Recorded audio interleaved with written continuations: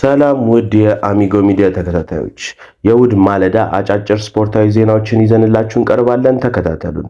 በመጀመሪያም ትላንት የተደረጉ የእግር ኳስ ጨዋታዎችን እንቃኛለን።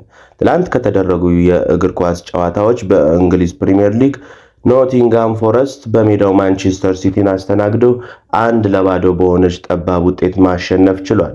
ብራይተን ፉልሃምን 2-1 ሲረታ፣ ክሪስታል ፓላስ ኢፕስዊችን 1-0 ማሸነፍ ችሏል። ሊቨርፑሎች በሜዳቸው ሳውዛምፕተንን አስተናግደው 3-1 በሆነ ውጤት ሲያሸነፉ፣ ብሬንትፎርድ በሜዳው በአስቶን ቪላ 1-0 ተረቷል። ወልቭስ ከኤቨርተን በነበረው ጨዋታ 1-1 ተጠናቋል። በስፔን ላሊጋ ሴልታ ቪጎ ሌጋኔስን 2-1 ሲረታ፣ አላቬስ ቪያሪያልን 1-0 በሆነ ውጤት አሸንፏል። ቫሌንሺያ ቫላዶሊድን በሜዳው አስተናግደው 2-1 ማሸነፍ ችሏል። በጣሊያን ሴሪያ ኮሞ ቫሌንዚያን 1-1 ሲወጡ፣ ፓርማ ከቶሪኖ 2-1፣ ሊቼ ኤሲ ሚላንን በሜዳው አስተናግዶ 3-2 በሆነ ውጤት ተሸንፏል። ኢንተር ሚላን ሞንዛን በሜዳው አስተናግዶ 3-2 በሆነ ውጤት ማሸነፍ ችሏል።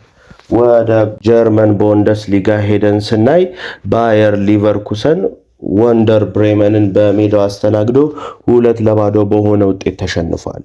ባየር ሙኒክም በሜዳው ቡኮምን አስተናግዶ 3-2 በሆነ ውጤት ተሸንፏል። ዶርትመንድም በሜዳው ኦስበርግን አሸንፎ 1-0 በሆነ ውጤት ተሸንፏል። በመቀጠልም አጫጭር ስፖርታዊ ጉዳዮችን እንቃኛለን።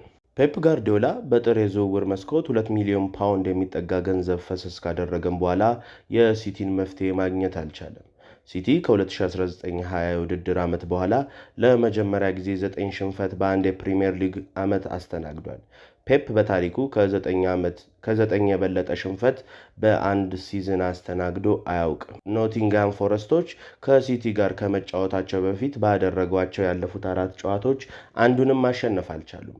ትላንት ማንቸስተር ሲቲን በሜዳቸው አስተናግደው ወደ ድል ተመልሰዋል። ዘንድሮ በሊጉ ከኖቲንጋም ፎረስት የበለጠ ክሊንሺት ያለው ብቸኛ ቡድን ሊቨርፑል ነው። ኖቲንጋም 12 ክሊንሺት አላቸው። ፔፕ ጋርዲዮላ 10 ቀሪ ልክ እንደ ፍጻሜ የሆኑ የሊግ ጨዋታዎች አሉን። ሁሉንም ጨዋታዎች ማሸነፍና ትኩረት መስጠት ይኖርብናል።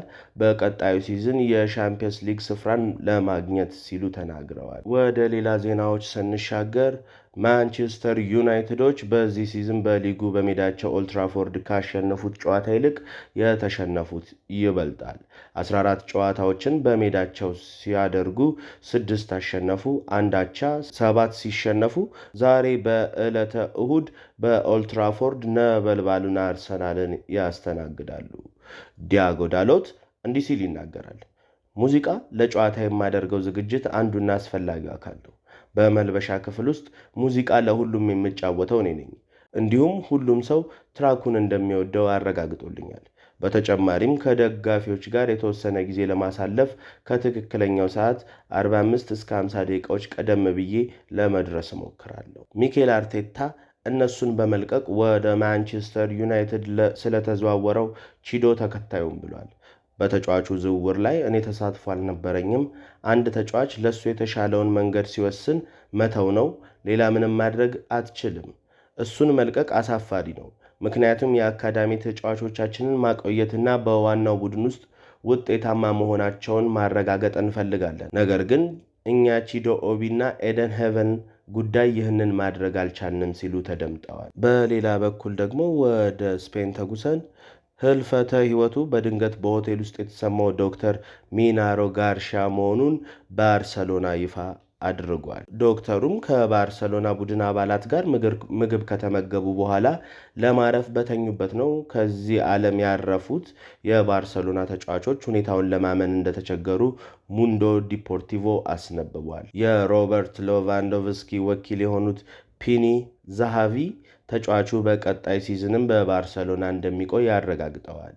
ማንቸስተር ዩናይትድ ጂያን ፊሊፕ ማቴታን ከፓላስ ለማስፈረም ንግግር ጀምሯል ሲል ሙሎክ ሚረር ዘግቧል። ሪያል ማድሪድ በአርሰናል ቤት 1 ዓመት ብቻ የቀረውን ዊሊያም ሳሊባን ለ2026 የውድድር ዘመን ማስፈረም የሚፈልግ ሲሆን አርሰናልም ጥሩ የዝውውር ሂሳብ ከቀረበለት ተጫዋቹን አሳልፎ ለመስጠት አያመነታም ሲል ካርፒዮ ማርካ ዘግቧል።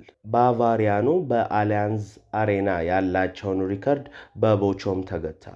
የጀርመኑ ክለብ ባየር ሙኒክ በዚህ ሲዝን በሜዳቸው ያላቸውን የ12 ጨዋታ የማሸነፍ ግስጋሴ ቆሟል። ባየር ሊቨርኩሰንም በብሬመን 2-0 ከደረሰባቸው ሽንፈት በኋላ ኮከባቸው ፍሎሪያን ዊርትዝ ተጎድቶ ከጨዋታው በኋላ በክራንች ሲወጣ ታይቷል።